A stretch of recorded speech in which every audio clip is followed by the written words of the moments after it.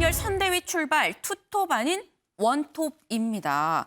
네, 이 국민의힘 윤석열 후보의 고민 아마도 이 선대위가 아닐까라는 생각이 드는데요. 한 2주 가까이 표류를 하다가 지난주 금요일에 이 선대위가 출범을 일단 하긴 했습니다. 하지만 결국 이 김종인 전 위원장 없이 시작을 하게 됐는데 이수아 기자, 보니까 주말 동안 혹시나 다른 변동사항이 있을까 싶었습니다만 변동은 없었던 것 같아요. 근데 이렇게 되면 김병준 위원장이 원톱으로 가는 건가요? 네, 사실 저희가 주말에 기대를 했다는 부분이 윤 후보 측에서 주말 동안에도 김종인 전 위원장 영입에 공을 들이겠다라고 발표를 했기 때문에 변동이 있을 수도 있다라는 가능성이 열려 있었는데 결국은 이 별다른 소식이 없었습니다. 이 총괄 자리를 비워놓고 오늘 첫 선대위 회의가 열렸고요.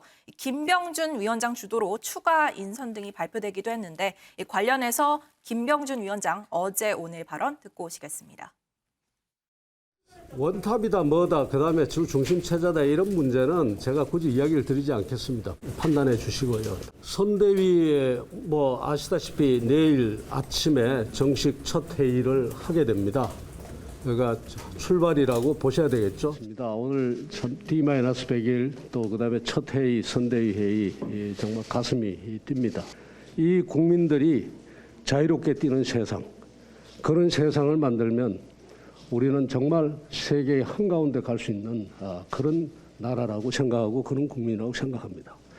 아마 윤석열 후보께서 틀림없이 그런 나라를 만들 것이라고 생각을 하고 그렇게 해서 저도 미력이나마 다 하겠다고 이 자리에 앉아 있습니다. 네, 김 위원장 본인은 어제 김병준 원톱 체제에 대해서 이런 문제는 내가 굳이 얘기하지 않겠다. 알아서 판단해달라. 조금은 조심스러운 입장을 밝히기도 했는데요. 하지만 이준석 당대표가 직접 선대위는 김병준 위원장 원톱으로 운영을 할 거다라고 공식화하면서 본인이 비록 공동상임 선대위원장을 맡고 있지만 사실상 위원장 전권을 김 위원장에게 주겠다라고 말하기도 했습니다. 그래서 사실상 김병준 원톱 체제가 맞고요. 현재는 여러 자금을 뒤로 하고 선대위가 안정기에 접어들고 있다. 이런 분석도 나오고 있는 상황입니다.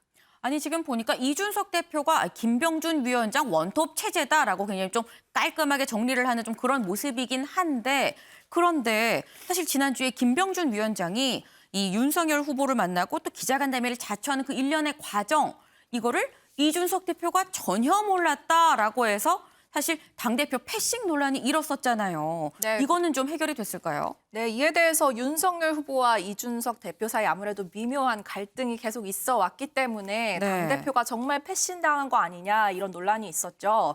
관련해서 윤 후보 측이 바로 패싱한 적 없다 입장을 내놨습니다. 어제 이준석 대표를 패싱할 필요가 없다. 그런 일은 있을 수 없다. 김병준 위원장 건을 고의로 숨긴 일이 없다는 점을 확실히 했고요. 김병준 위원장 역시 본인의 기자회견 소식과 관련해서 윤 후보에게도 미리 얘기를 하지 않았다. 개인적인 시작이니 기자들에게 인사를 한 것뿐이라고 패싱은 아니다. 선을 그었습니다. 그런데 오늘 또 이 당대표 패싱 논란을 불거지레한 게 다름 아닌 선대위에서 발표했던 윤 후보의 충청 일정이었습니다. 윤 후보의 첫 선대위 일정에 총괄 본부장들이 동행한다라고 어제 이 선대위 측에서 발표를 했거든요. 그래서 당연히 상임 선대위원장을 맡고 있는 이준석 대표도 그럼 동행한다 이런 얘기가 된 건데 정작 이준석 대표는 관련해서 전달받은 내용이 없다고 공식화했습니다. 관련 발언 듣고 오실게요. 저는 어제 그게 언론에 리리즈되기 전까지 저한테 가짜는 얘기를 들은 적이 없어요. 전날 이렇게 언론을 통해서 알게 되면은. 근데 이렇게 되면 또 많은 언론이 제가 안 가면 또 해석을 붙일 거 아닙니까 뒤에다가. 못 들었기 때문에 이준석 패싱이고 두 번째로는 이준석이 후보 일정 협조 안 한다 또 이렇게 또 이간질하려는 사람도 있을 거 아닙니까? 네, 그리고 본인은 이 일정을 사전에 공지받지 못했기 때문에 외교사절이랑 만나는 다른 일정들이 있어서 이게 조율이 어렵다라면서 불쾌감을 좀 드러내기도 했고요. 이 대표 이렇게 당대표 패싱 논란을 의도적으로 조장하는 윤 후보 측근 세력들이 있다라면서 이 측근 세력들이 자신과 윤 후보 그리고 김종인 전 위원장 사이를 이간질하고 있다. 이렇게 말하기도 했습니다. 네, 지금 또 상황을 보게 되면 이 당대표 패싱이라는 얘기가 글쎄 나올 수 있을 법하다라는 어떤 그런 정황이 있기도 합니다. 그런데 은 의원님, 사실 윤석열 후보가 입당할 때도 불거졌던 게 이 당대표 패싱 논란이거든요. 그렇죠. 왜 자꾸 이 이준석 대표 체제에서 당대표 패싱 논란이 일어나는가? 그것도 사실 의아합니다. 네, 일단 처음 패싱 논란이 일었던 게 지난 7월 30일 이준석 대표가 지방 일정이 있었는데 네. 그때 윤석열 후보가 그냥 아, 맞아요. 예. 바로 그냥 입당을 해버렸잖아요. 올라오지도 못하게. 7월 그때 이제 30일까지 또 날짜를. 그렇죠.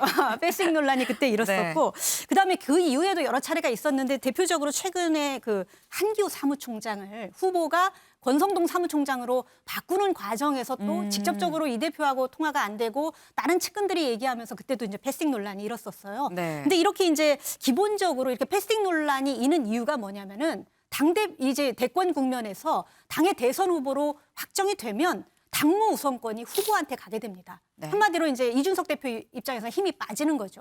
그러다 보니까 어찌 보면 이준석 대표는 패싱 당할 수 있는 그런 위치에 있을 수밖에 없는 그런 불가피성이 조금은 있다고 보여지고요. 그런데다가 지금 윤석열 후보 측의 핵심 측근 그룹과 이준석 대표의 사이가 좋지 않아요. 왜냐하면 이준석 대표가 선대위 구성 과정에서 김종인 전 위원장을 영입하려는 움직임을 보였는데 지금 그렇게 되면 김종인 위원장이 오면은 지금의 윤석열 후보 측 핵심 측근 그룹들이 대부분 배제돼야 하기 때문에 이준석 대표를 지금의 윤 후보 측 핵심 측근들은 싫어할 수밖에 없죠.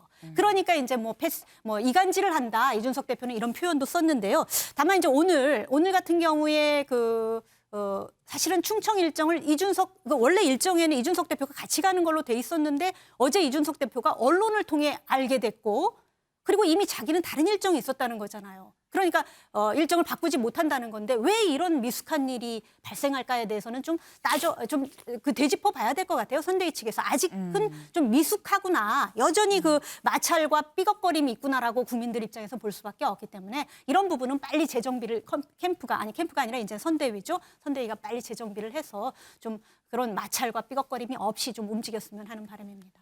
네, 지금 은영미 위원 좀 더 선대위가 좀 성숙하게 아마추어적인 모습에는 좀 프로의 모습으로 좀 삐걱거리는 모습 없이 굴러가야 되는 거 아니냐라고 이렇게 말씀을 주셨습니다. 근데 어쨌거나 지금 당대표 패싱 논란이 있는 이런 상황에서 또 보면 이준석 대표가 공개적으로 난 이 사람 반대합니다라고 얘기했었던 이수정 교수가 결국 공동 선대위원장으로 합류했죠, 이수아 기자. 네, 저희가 그래서 이수정 교수에게 직접 물어봤어요. 아니, 이거 반대 있으시면 안 들어온다고 하시지 않았나요? 라고 네. 돌직구로 여쭤봤는데 그럼에도 선대위 합류 결심을 하게 된 이유, 이 교수에게 직접 들어볼 수 있었습니다. 발언 듣고 오시죠. 일단 일주일 전에 일요일 날 연락이 왔었고요. 여성 정책 쪽을 도와달라, 아동 인재, 여성 쪽 전문가 다 해서 도와달라고 하셨고 제가 생각해 보겠다, 긍정적으로 고려해 보겠다 이렇게 말씀을 드렸고요. 그대로 이제 지금 맞는 선택인가 고민을 좀 해보고 어차피 지금 국회의원을 할 생각은 일단 제가 없으니까 이게 지금 합류를 하는 게 나에게 어떤 의미가 있는가 고민을 많이 해봤는데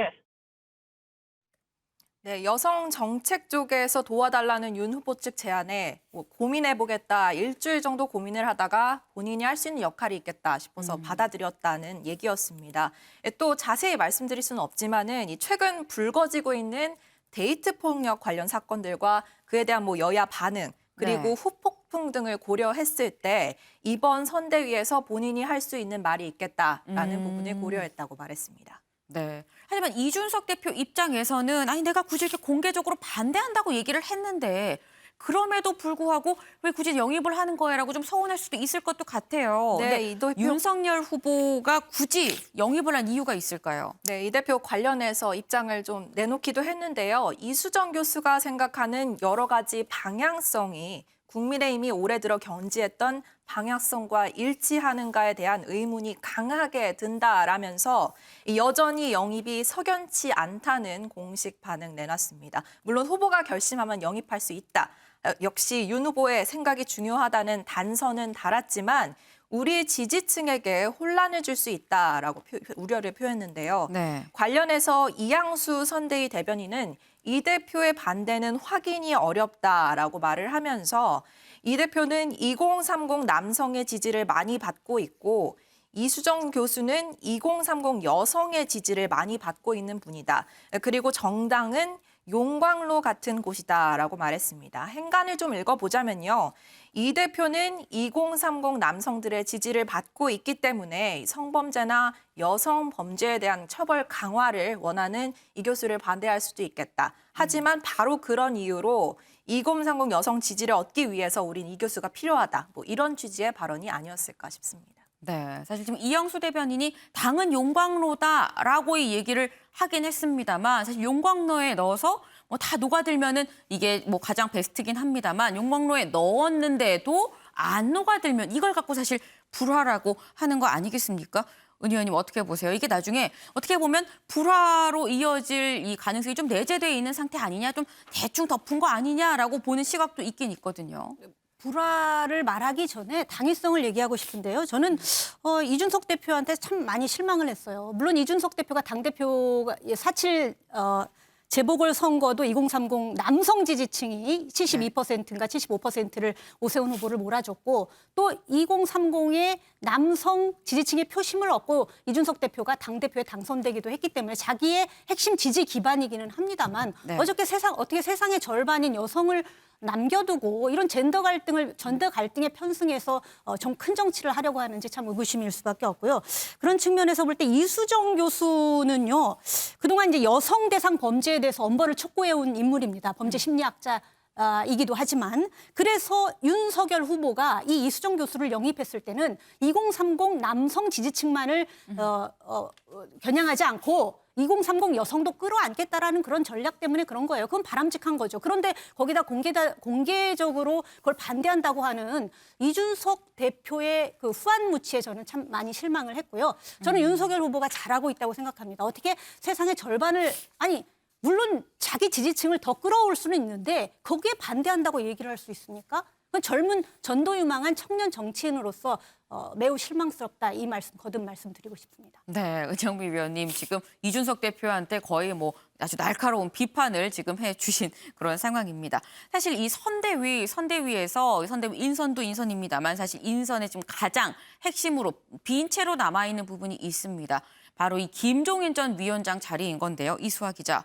지금 선대위 안에서 김종인 전 위원장 자리가 빈 채로 비어있는 상태라고 그러는데 그럼 계속 소통을 지금 김 전 위원장이랑 하고 있다는 얘기인가요? 네, 어느 정도의 물밑 작업은 있는 것 같습니다. 오늘 이준석 대표 말을 참 많이 하게 되는 것 같은데요. 네. 이 대표 말을 들어보자면 선거에는 영역별로 지휘관이 있어야 한다라고 얘기를 했습니다. 그러면서 내정을 보는 사람이 있어야지 밖에 나가서 싸우는 사람이 잘할 수 있다.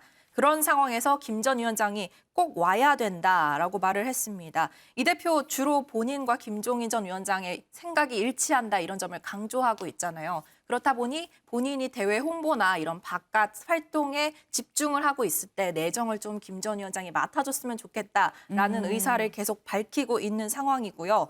또 하나 지금 원톱으로 본인이 공식화한 김병준 위원장이 사실상 선거를 이끌어본 경험이 없기 때문에 이 대표 말로는 전투 지휘 능력으로 실적이 없다라고 말을 하면서 우려를 표하고 있거든요. 그렇기 때문에 김병준 위원장과 함께할 베테랑이 한 명 더 필요하다라는 부분에서 김종인 전 위원장의 합류를 계속해서 압박하고 있는 상황입니다.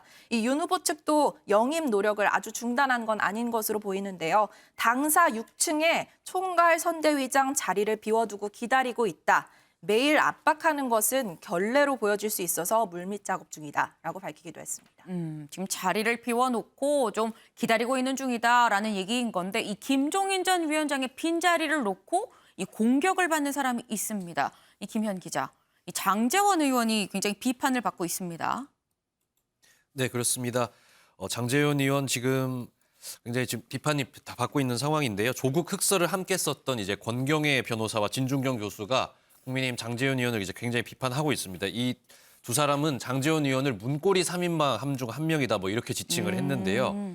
김종인 위원장 상황설을 퍼뜨려가지고 김종인 영입에 반대한 세력들이 승리를 했다. 근데 이 반대한 세력이 권선동, 장제원, 윤한홍 의원이라면서 이제 실명을 이야기하면서 비판을 했습니다. 네. 진중권 교수는 지금 이 윤석열 캠프 상황이 예전에 박정희 대통령 시절 40 시절을 보는 것 같다. 뭐 이렇게까지 이야기를 했거든요. 네. 차지철 역할을 장제원 의원이 하고 있다. 그리고 여의도 바닥에는 벌써 장순실이라는 이야기가 나돌고 있다고 하면서 굉장히 좀 강도 높게 비판을 했습니다. 이에 대해서 이제 장제원 의원은 법적 대응하겠다 이렇게 밝힌 상황인데요. 나를 권력 휘두르는 사람으로 몰아가려면 뭐 적당한 분명한 증거를 가지고 이야기를 해달라 이렇게 이야기를 하면서 지금까지는 뭐 음해성, 가짜 뉴스라고 생각하고 뭐 무시하려고 했지만 더 이상 이제 뭐 음해를 계속한다면 적극적으로 대응하겠다. 법적 대응도 고려하고 있다 이렇게 말했습니다. 그리고 저희가 방송 시작하기 직전에 네. 진중권 교수가 또 이제 이에 대해서 이제 또 반론을 올렸더라고요. 그래서 이제 확인을 해봤는데 진중권 교수 이제 김병준 상임선대위원장은 사실상 허수아비고 지금 네. 장제원 의원 등 이제 문고리 3인방이 선대위를 사실상 장악하고 통제하고 있다 이렇게 비난을 하면서요. 나는 장제원 원톱보다 김종인 원톱이 낫다고 얘기한 것밖에 없는데 나를 고소할 거냐? 고소할 테면 고소해봐라. 뭐 이렇게 비난을 했습니다. 온라인에서 이 두 사람이 계속 설전이 이어지고 있는데 굉장히 눈길을 끌고 있는 상황입니다. 네, 이 진중권 교수 뭐 장순실이란 얘기까지 나온다라고 이렇게 얘기를 하면서 지금 굉장히 아웅다웅하고 있는 그런 상황입니다.